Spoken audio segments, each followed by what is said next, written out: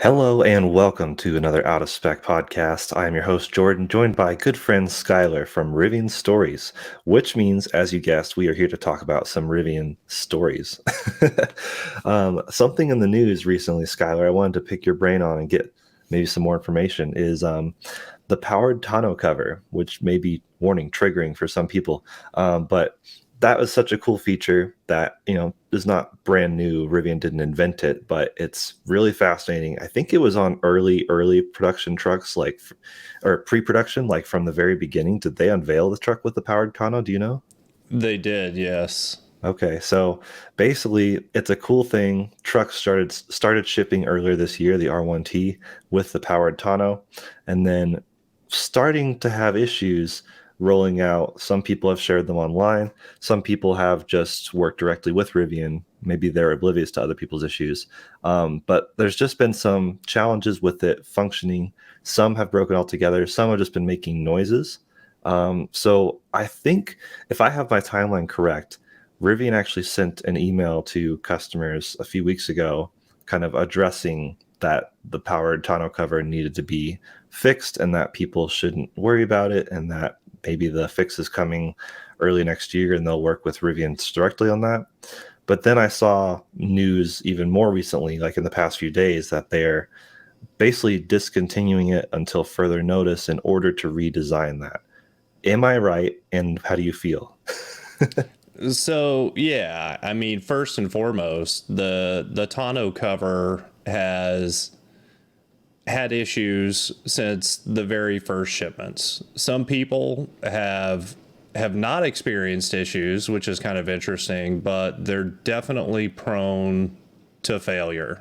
And Rivian has known, and yet not directly to the entire customer base, acknowledged that there are issues with the powered tonneau cover.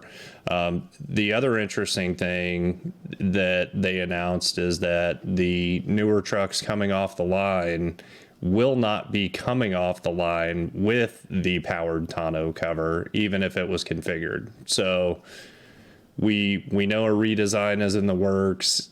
Sandy Monroe even did an analysis of the design and offered a couple potential solutions, but we'll see what ends up actually coming to fruition. And yeah, it should be some point early next year. Yeah, so I guess people can go check out Sandy Monroe's video. He does great videos. But when we say issues, do you know like exactly or roughly what's happening? Like, how does someone know if their tonneau cover is affected by this? Yeah, so they've all made a good amount of noise from Yeah. what I understand. I mean, there's a lot of clunking, and that's partially just due to the fact that the design stacks, Hmm. which is unique from a tonneau cover perspective. A lot of tonneau covers roll up, whether it's manual, powered, or even spring assist, but this is the first stacking tonneau cover that I'm aware of. But it has to do with the sides not retracting equally, if that makes Hmm. sense, and then things can kind of get wedged in there, and even the individual slats of the tonneau cover can come apart in some instances. But yeah, it has to do with there being a motor on one side and the tonneau not going in equally on both sides and getting wedged. Gotcha. Yeah, so I guess the first communication was from Rivian's head of customer engagement. And so that basically I brought to light two important things. A, Rivian was acknowledging the problem, and B, they were implementing a fix. Um, but I think, yeah, they said the fix was coming 2023, but then it got, I guess, worse to the point where now, yeah, like we said, it's not configurable in the configurator right now. So your options right now, if you are ordering a new truck, is a manual tonneau cover or none at all. Is that correct? I believe so. And granted, I don't follow the all of the newer truck Yeah. things as closely as some others, and that's just because I've already received my SUV, Yep. but yeah. So I've just seen what other people have posted about the truck because I did not receive any of those emails directly. Yeah, yeah. So, yeah, shameless teaser for another episode. Like and subscribe because we're going to have an in-depth kind of here's how it's been with the R1S SUV that Skyler owns now, proud owner of a beautiful truck or SUV, I guess. But I guess the sort of recall. So Rivian basically told the reservation holders that it's removing the option and they'll upgrade it in the future. So I guess that's kind of the market speak for something's wrong, they need to redesign it. So hopefully an upgrade's obvious.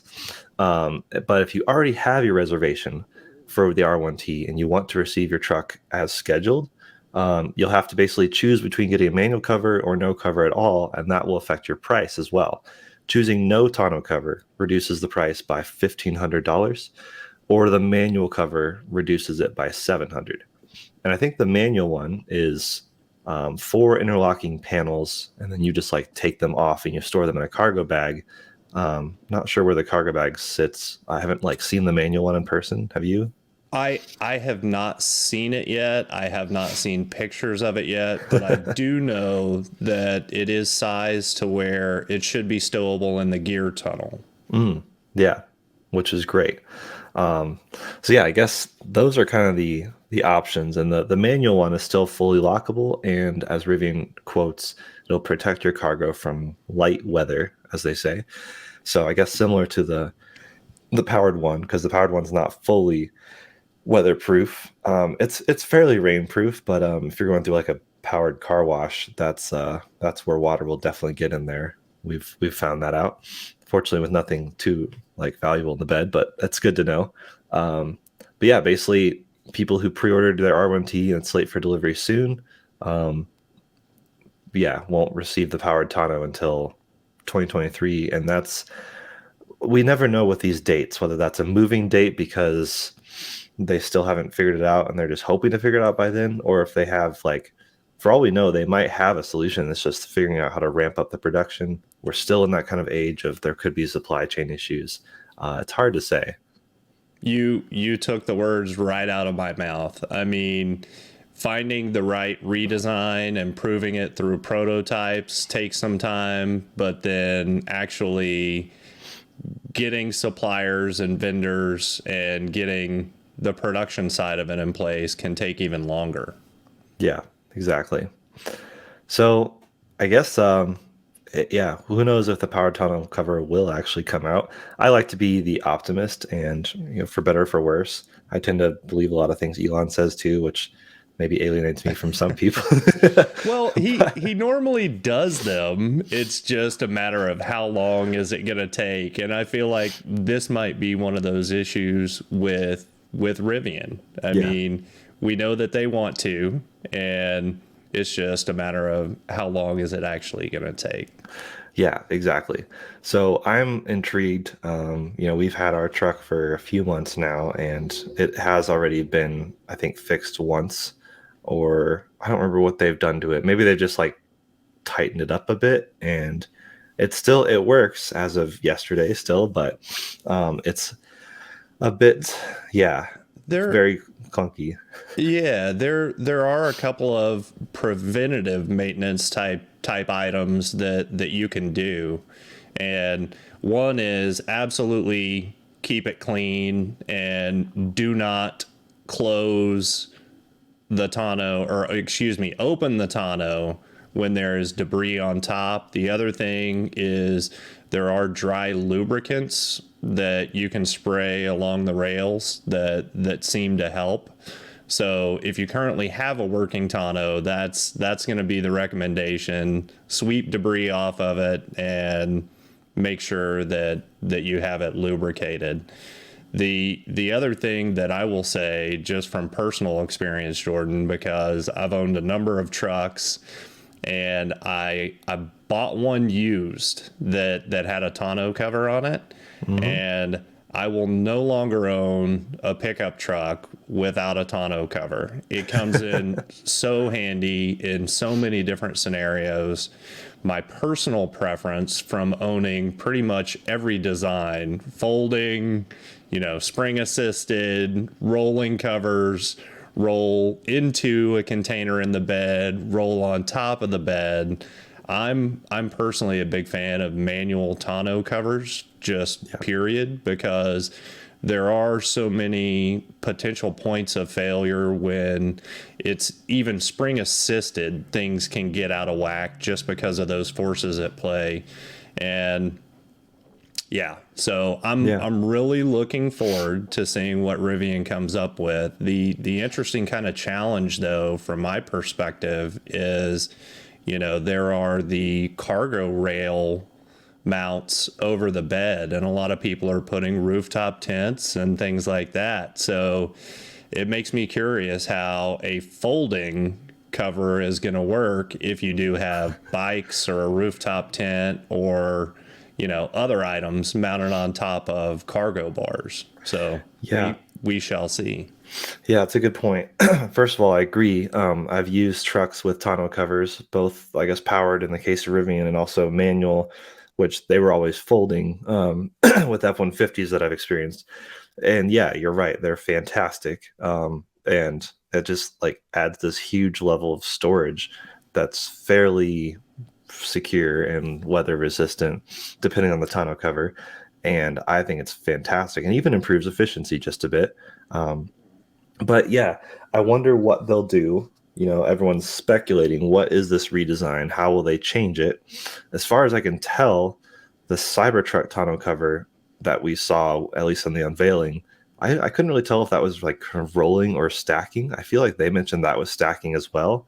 I wonder if Tesla is kind of watching and learning, because obviously the Cybertruck's been delayed quite a bit, although that should also be seen next year, according to Elon, who I believe, but also not the timeline. I just believe that it will come out. I'm in camp Cybertruck exists, but not camp Cybertruck has a date. So I'm curious to see how they redesign it because, yeah, it's an engineering like marvel, which is hilarious because the rest of the truck has so much engineering, and that's probably where most of the focus went. The fact that the tonneau cover is the one thing that's like really not great. Like I don't know if it was officially a recall, but the fact that the tonneau cover is the biggest issue, I think is a good sign overall. Like obviously people are frustrated if you ordered one and was looking forward to having one, or if you have one and it's breaking, that is frustrating. As an owner of a vehicle, I would hate for something like that to happen. But it could be worse. It could be like a Toyota BZ4X where like they have recalls because the wheels are potentially falling off. So there's or a bolt with batteries. So there are worse things that could happen. But if it's happening to you, you're not alone. This feels like a counseling session. But I can't wait to see what they do to fix it. And obviously, this is a story we'll be covering in the future because once there is a release, I'd love to test it. I don't even know. I've never even thought of testing a tonneau cover, but I think that'd be cool to put it through its paces and see how well has this actually been engineered. The Cybertruck one, Elon actually stood on top of it when he was showing it off to Jay Leno. Of course, that was early pre-production concept, but I don't think I would trust the Rivian one to support a lot of weight. But yeah, like you said, a folding manual one is easy, but then if you have stuff over the bed, which a lot of Rivians I'm seeing around town do, then that's a bit harder to implement. Yeah, so we'll see. Especially if it's only four pieces. I do also have faith in Rivian engineering, and I know that they would have at least taken those things into consideration. So it'll be interesting to see what Yeah. they actually come out with. And Yeah. So yeah, follow along. Definitely go check out the Rivian stories. I know you guys have YouTube content and website and everything. And if you want a lot more Rivian content, check them out. And of course, stay tuned for more podcasts in the future, more Rivian topics to come with Skyler.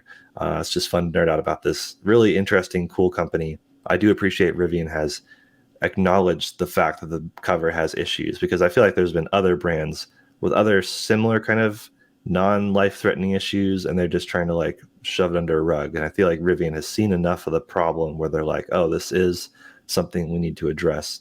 They're trying to save face. They've been kind of all over the news in the past year, for better or for worse. But I'm seeing and meeting a lot of very happy owners overall. So I think that speaks highly of the company and the product. We'll just have to see how they handle things like this and the disappearing camp kitchen. So that's a teaser for another episode. So thanks everyone for watching, and see you in the next one very soon.